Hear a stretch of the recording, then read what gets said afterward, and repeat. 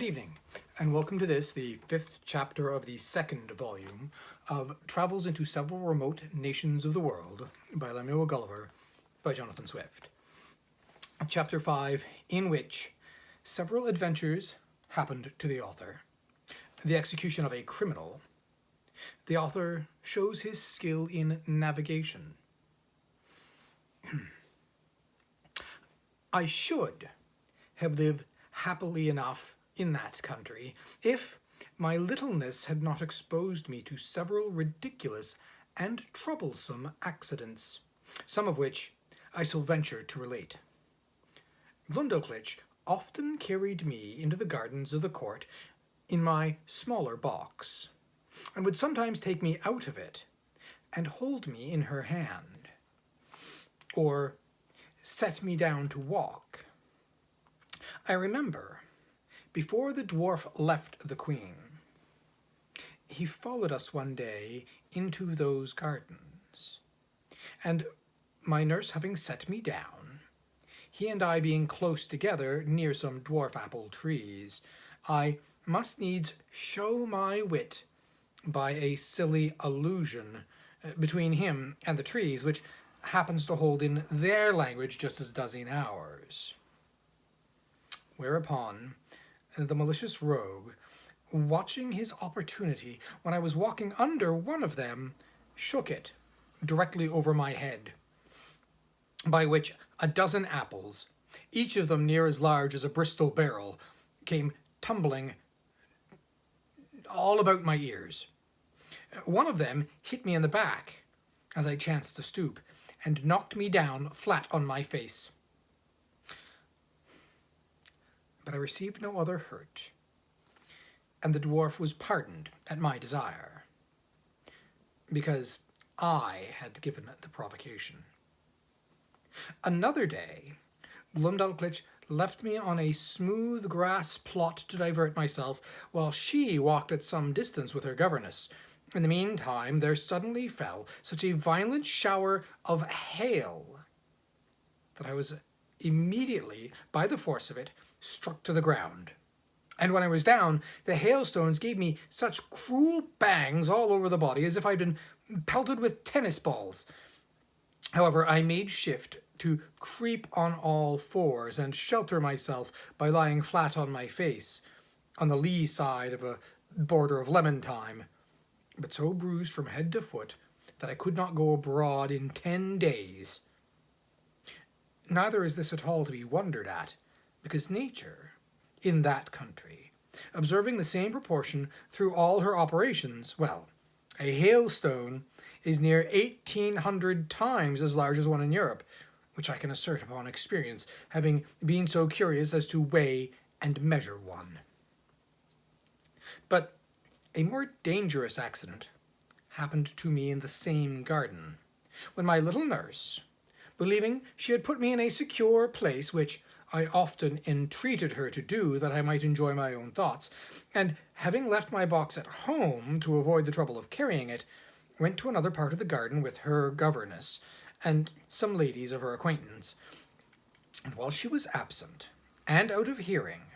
a small white spaniel that belonged to one of the chief gardeners, having got by accident into the garden, happened to range near the place where I lay. The dog, following the scent, came directly up,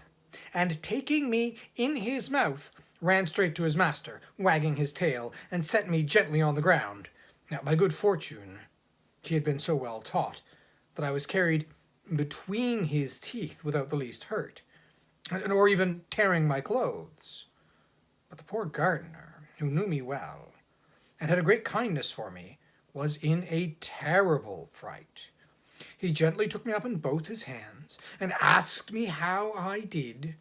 but I was so amazed and out of breath that I could not speak a word. In a few minutes I came to myself, and he carried me safe to my little nurse, who, by this time, had returned to the place where she left me, and was in cruel agonies when I did not appear, nor answer when she called. She severely reprimanded the gardener on account of his dog, but the thing was hushed up, and never known at court, for the girl was afraid of the queen's anger. And truly, as to myself, well, I thought it would not be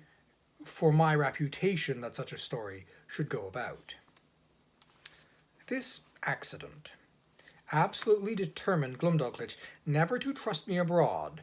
for the future, out of her sight. I had been long afraid of this resolution, and therefore concealed from her some little unlucky adventures that happened in those times when I was left by myself. Once a kite, hovering over the garden, made to stoop at me, and if I had not resolutely drawn my hanger and run under a thick espalier, he would certainly have carried me away in his talons. Another time, walking at the top of a fresh molehill, well, I fell to my neck in the hole, through which the animal had cast up the earth and caused some lie not worth remembering to excuse myself for spoiling my clothes. I likewise broke my right shin against the shell of a snail, which I happened to stumble over as I was walking alone and thinking on poor England. I cannot tell whether I were more pleased or mortified to observe in those solitary walks the smaller birds did not appear to be at all afraid of me, but would hop about within a yard's distance, looking for worms and other food, bugs, which with so much indifference and security as if no creature at all were near them.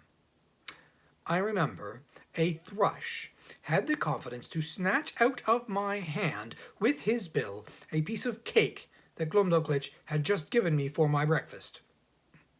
When I attempted to catch any of these birds, they would boldly turn against me, endeavouring to peck my fingers, which I durst not venture within their reach, and then they would hop back unconcerned to hunt for worms or snails as they did before. But one day I took a thick cudgel and threw it with all my strength, so luckily at a linnet that I knocked him down,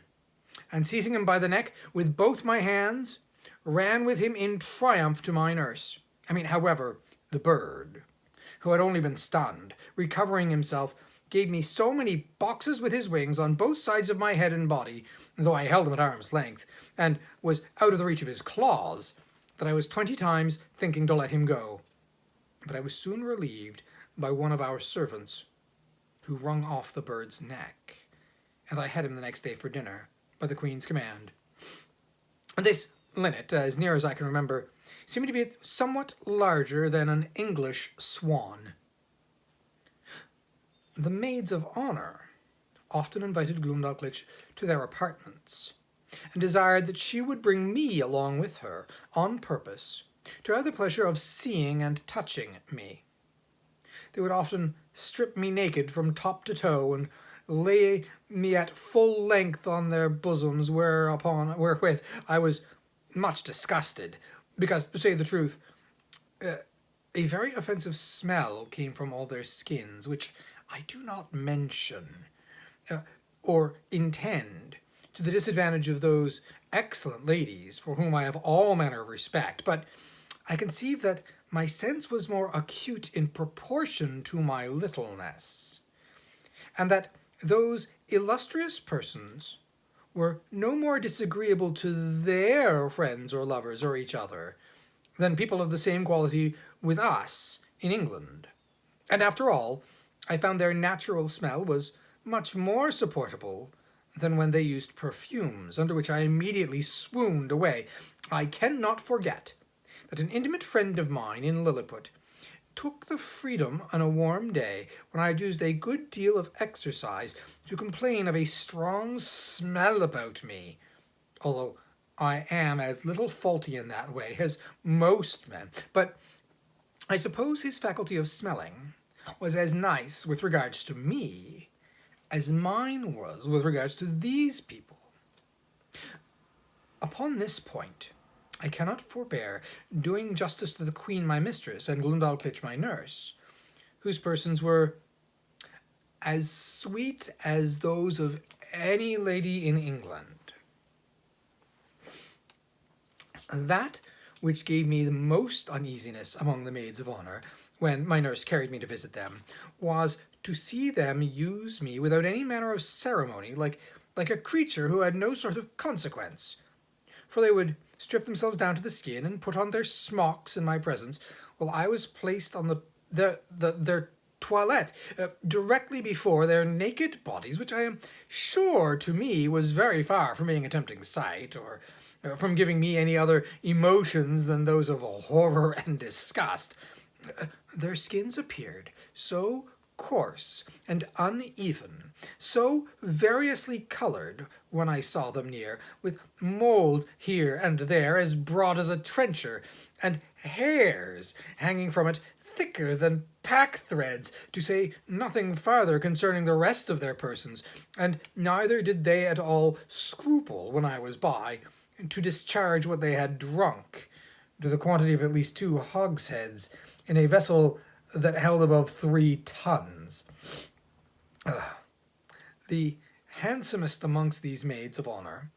a pleasant, frolicsome girl of 16, would sometimes set me astride upon one of her nipples, with many other tricks, whereupon the reader will excuse me for not being overly particular. But I was so much displeased that I entreated Glumdalclitch to contrive some excuse for not seeing that young lady any more. One day, a young gentleman, who was nephew to my nurse's governess, came and pressed them both to see an execution.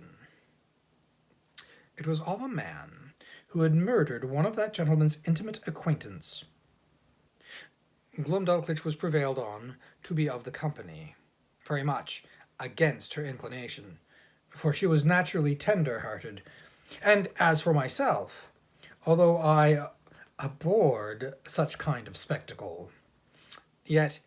my curiosity tempted me to see something, that I thought must be extraordinary. The malefactor was fixed in a chair upon a scaffold erected for that purpose, and his head cut off at one blow, with a sword of about 40 feet long.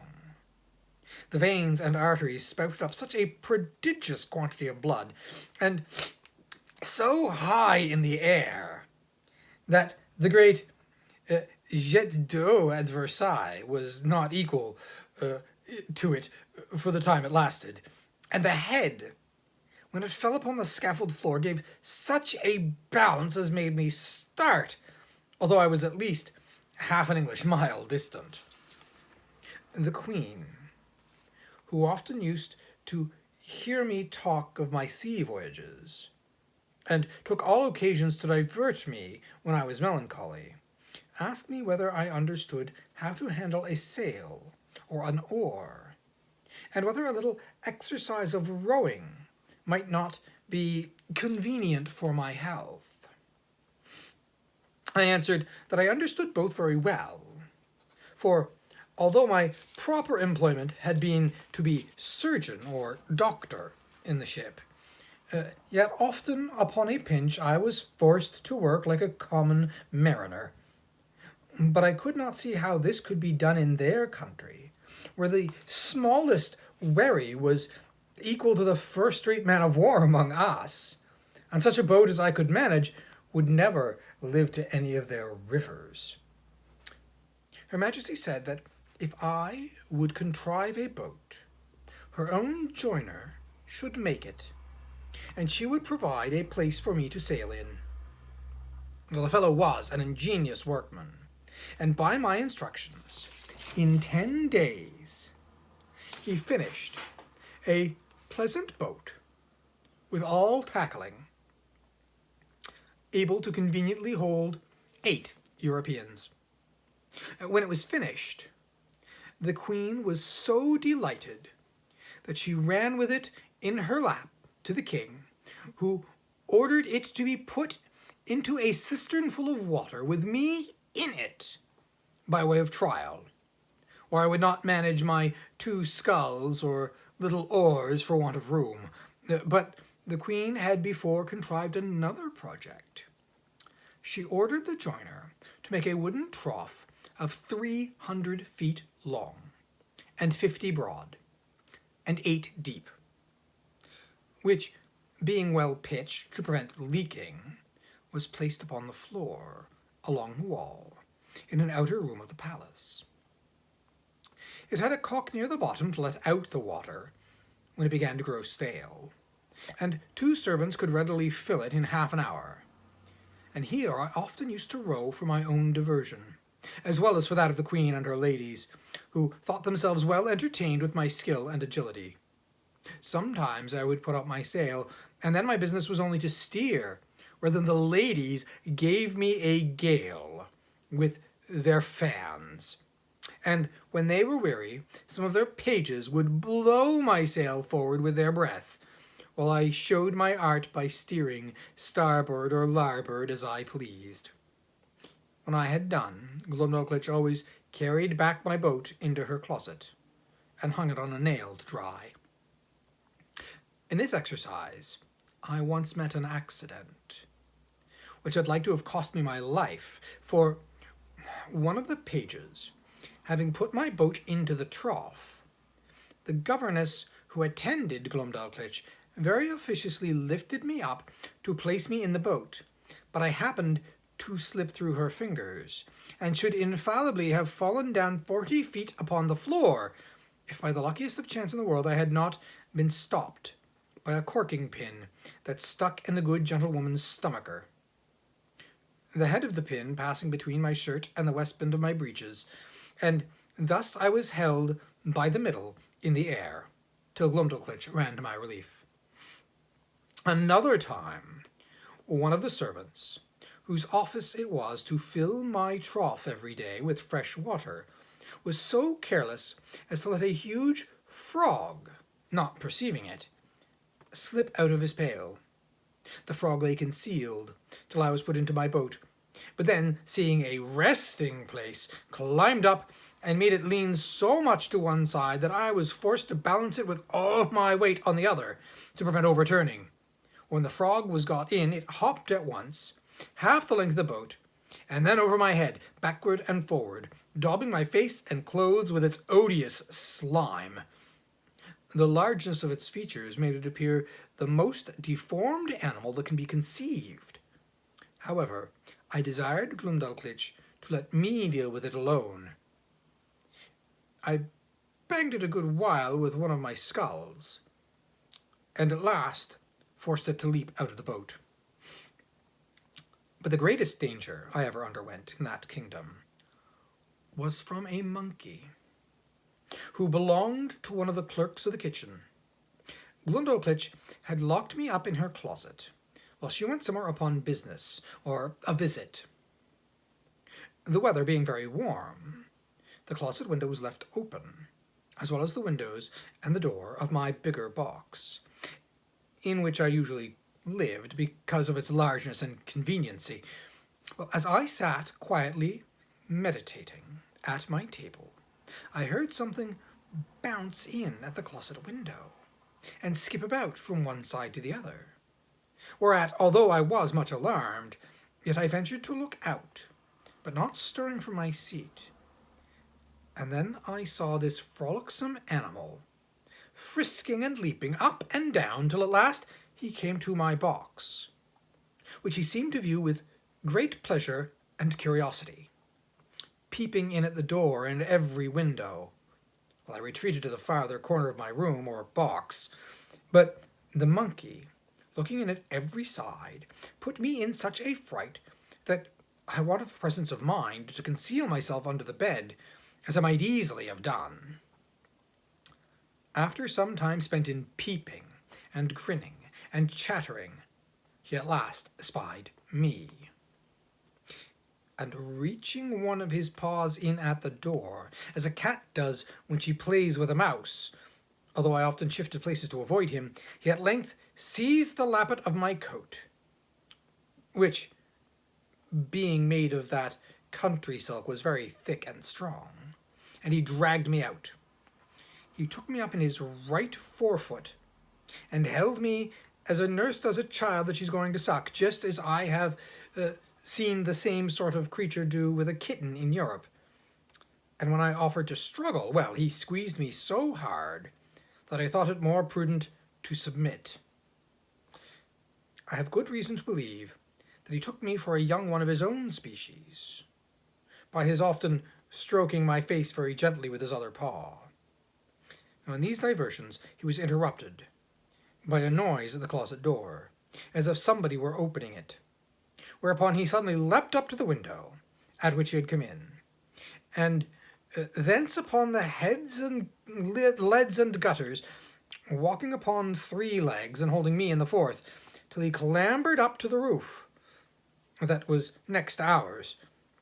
I heard Glumdalclitch give a shriek at the moment he was carrying me out. The poor girl was almost distracted. That quarter of the palace was all in an uproar. The servants ran for ladders. The monkey was seen by hundreds in the court, sitting upon the edge of the building, holding me like a baby in one of his forepaws, and feeding me with the other by cramming into my mouth some victuals he had squeezed out of the bag on the side of his chaps, and patting me when I would not eat, whereat many of the rabble below could not forbear laughing. Neither do I think they justly ought to be blamed, for, without question, the sight was ridiculous enough to everybody but myself. Some of the people threw up stones, hoping to drive the monkey down, but this was strictly forbidden, or else very probably my brains had been dashed out.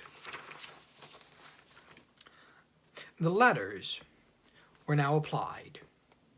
and mounted by several men, which the monkey observing, and finding himself almost encompassed, not being able to make speed enough with his 3 legs, let me to drop on a ridge tile, and made his escape. Here I sat for some time, 500 yards from the ground, expecting every moment to be blown down by the wind, or to fall by my own giddiness, and come tumbling over and over from the ridge to the eaves. But an honest lad, one of my nurse's footmen, climbed up, and putting me into his breeches pocket, brought me down safe. I was almost choked with the filthy stuff the monkey had crammed down my throat, but my dear little nurse picked it out of my mouth with a small needle, and then I fell to a vomiting, which gave me great relief, and yet I was so weak and bruised in the sides with the squeezes given me by this odious animal that I was forced to keep my bed for a fortnight. And the king, queen, and all the court sent every day to inquire after my health, and Her Majesty made me several visits during my sickness. The monkey was killed, and an order made that no such animal should be kept about the palace. Well, when I attended the king after my recovery to return him thanks for his favours, he was pleased to rally me a good deal upon this adventure. He asked me what my thoughts and speculations were while I lay on the monkey's paw, and how I liked the victuals he gave me, and his manner of feeding, and whether the fresh air on the roof had sharpened my stomach. He desired to know what I would have done upon such an occasion in my own country, and I told His Majesty that in Europe we had no monkeys, except such as were brought for curiosity from other places, and so small that I could deal with a dozen of them together, if they presumed to attack me. And as for that monstrous animal, with whom I was so lately engaged, I mean, it was indeed as large as an elephant, if my fears had suffered me to think as far as to make use of my hanger, well, looking fiercely and clapping my hand on the hilt as I spoke, when he poked his paw into my chamber, perhaps I should have given him such a wound as would have made him glad to withdraw it with more haste than he put it in. And this I delivered in a firm tone, like a person who was jealous lest his courage should be called in question. However, my speech produced nothing else besides a loud laughter, which all the respect due his majesty from those about him could not make them contain. And this made me reflect how vain an attempt it is for a man to endeavour to do himself honour among those who are out of all degree of equality or comparison with him. And yet I have seen the moral of my own behaviour very frequent in England since my return, where a little contemptible varlet, without the least title to birth or person or wit or common sense, shall presume to look with impertinence and put himself upon a foot with the greatest persons of the kingdom. I was every day furnishing the court with some ridiculous story, and Glumdalclitch, although she loved me to excess, yet was arch enough to inform the Queen whenever I committed any folly that she thought would be diverting to her Majesty. The girl, who had been out of order, was carried by her governess to take the air about an hour's distance or 30 miles from town, and they alighted out of the coach near some small footpath in a field, and Glumdalclitch setting down my travelling box, I went out of it to walk. There was a cow dung in the path, and I must need try my activity by attempting to leap over it. I took a run, but unfortunately jumped short, and found myself just in the middle, up to my knees. I waded through with some difficulty, and one of the footmen wiped me as clean as he could with his handkerchief, for I was filthily bemired, and my nurse confined me to my box till we returned home, where the Queen was soon informed of what had passed, and the footman, spread it about the court, so that all the mirth for some days was at my expense. And thus ends the 5th chapter of Volume 2 of Travels into Several Remote Nations of the World by Lemuel Gulliver by Jonathan Swift. Good night.